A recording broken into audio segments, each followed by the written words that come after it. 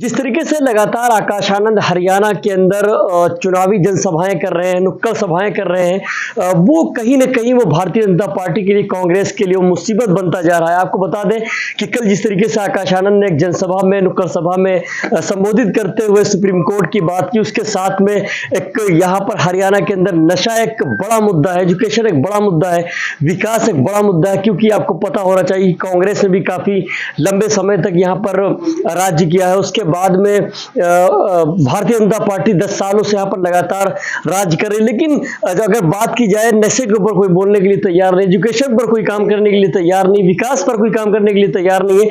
तो इन सब चीजों को लगातार आकाश आनंद, आरक्षण को लेकर लगातार आकाश आनंद यहाँ पर सरकार को घेरते हुए नजर आ रहे हैं। आकाश आनंद ने क्या कुछ कहा, चलिए हम आपको सुनाते हैं। साथियों, इन्होंने सिर्फ एक क्षेत्र में, शिक्षा के एक क्षेत्र में इन्होंने तरक्की करी है, वो है पेपर लीक करने में।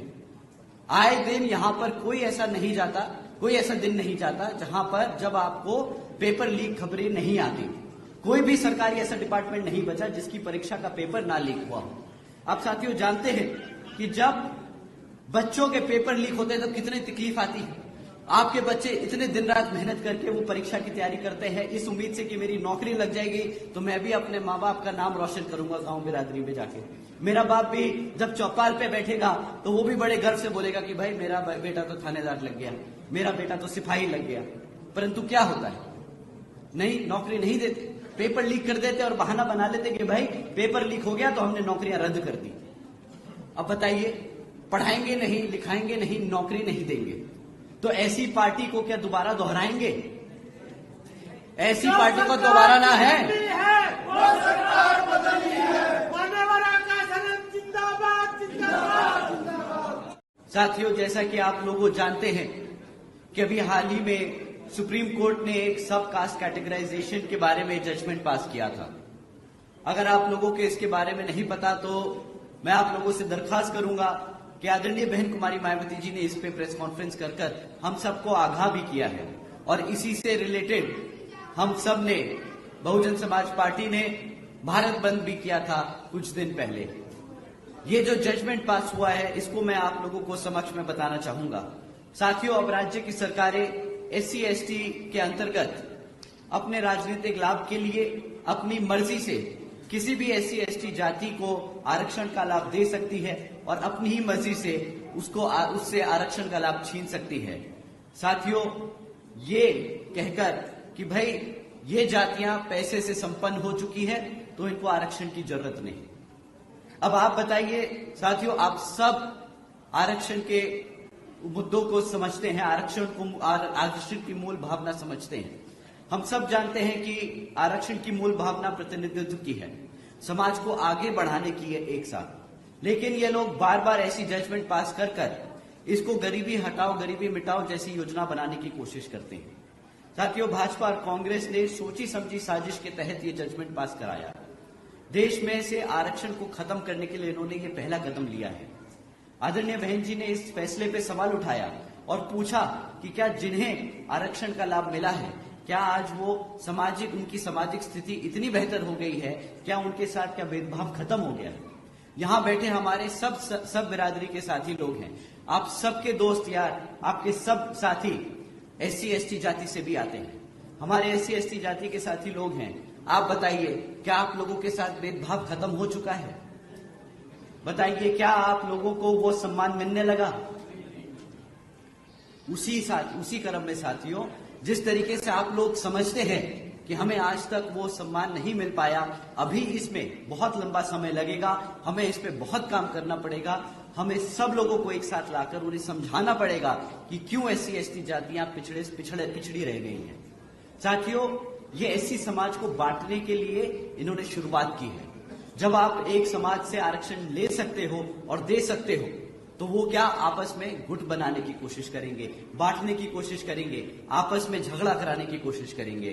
साथियों, SC समाज की आजादी छीनने की शुरुआत है, ये संविधान को बदलने की शुरुआत है। आज ये आरक्षण है, कल आपकी आजादी छीन लेंगे।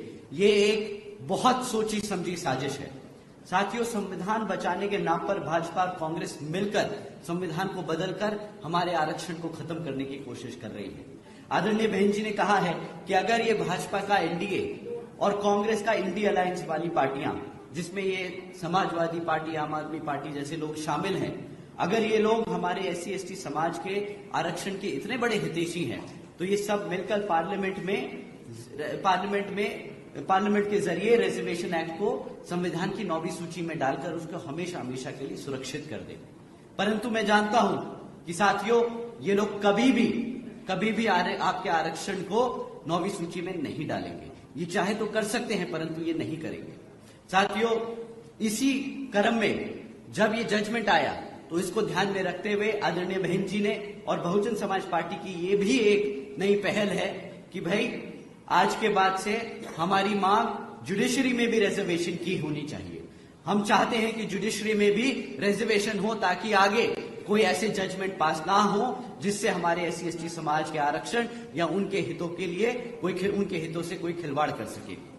साथियों, जब बात आरक्षण की होती है, तो पिछले लोकसभा चुनाव में अभी 6 महीने भी नहीं हुए, ये राहुल गांधी जी, कांग्रेस के लोग संविधान की किताब दिखाकर आपको बोलते रहे, SC ST समाज से बोलते रहे कि भाई हम तुम्हारे संविधान के लिए लड़ रहे हैं, तुम हमें वोट दो, हम तुम्हारे आरक्षण को बचाएंगे। परंतु जब ये जजमेंट पास हुआ, तो आप जानते हैं राहुल गांधी जी ने क्या स्टैंड दिया, उन्होंने क्या अपना डिसीजन दिया? कुछ नहीं। मुंह पे चुप्पी साधे विदेश भाग गए और पीछे से खरगे जी को आगे कर दिया। कांग्रेस के राष्ट्रीय अध्यक्ष श्री खरगे जी ने प्रेस कॉन्फ्रेंस करके उन्होंने स्टेटमेंट पास करी कि भाई आरक्षण तो पंडित नेहरू जी और गांधी जी की देन है। भाई ये समझते हैं कि भाई संविधान में आरक्षण बाबा साहब ने नहीं दिया, ये कहते हैं पंडित नेहरू जी और गांधी जी ने दिया है हमारे समाज को आरक्षण। अब राहुल गांधी जी तो चुप बैठे, विदेश पहुंच गए, वहां पे किसी ने उनसे सवाल कर लिया कि भाई आप बताइए रिजर्वेशन पे ये जो जजमेंट आया उसका क्या है? तो वो वहीं पे जजमेंट अपने स्टैंड क्लियर करके बोलते हैं, भाई जिस दिन हमारा अच्छा समय आएगा उस दिन हम संविधान से आरक्षण खत्म कर देंगे। अब आप बताइए, ये आदमी जो गांव-गांव, गली-गली, मोहल्ला-मोहल्ला घूम के आप लोगों को बता रहा था कि मैं आपके आरक्षण को बचाऊंगा, आपके संविधान को बचाऊंगा, उसे पहला मौका मिलता है, उसी में बोल देता है कि जिस दिन मेरा अच्छा समय आएगा, कांग्रेस पार्टी का अच्छा समय आएगा, हम आरक्षण खत्म कर देंगे। अब आप ही बताइए, क्या कांग्रेस को हक है? आप लोग मानते हैं कि कांग्रेस को वापस आना चाहिए अपने हरियाणा में? आपको लगता है क्या कांग्रेस पार्टी आपके समाज के हित में काम करेगी?